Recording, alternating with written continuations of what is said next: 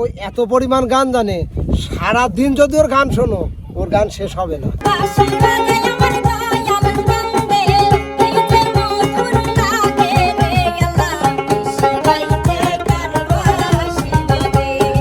দর্শক বন্ধুরা দেখেন আজকের ঘটনা। আপনারা তো অনেক কিছুর খনি দেখেছেন, আপনারা কি গানের খনি দেখেছেন?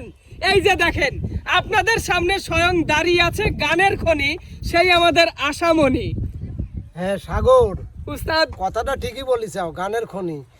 এই যে তুমি যদি ওই এত পরিমাণ গান জানে, সারা দিন যদি ওর গান শোনো ওর গান শেষ হবে না।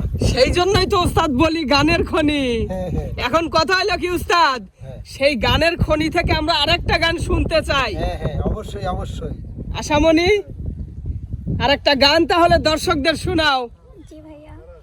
আচ্ছা আচ্ছা, দর্শকরা যদি তোমার গান পছন্দ করে কমেন্ট করে যদি জানায় তাহলে শোনাবে তো?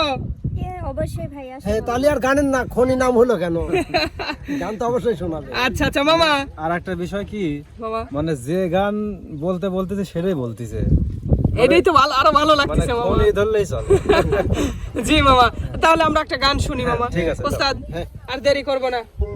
আশা আপু, তাহলে সুন্দর করে একটা গান আমরা শুনি। কলবে কলবে মিল না হইলে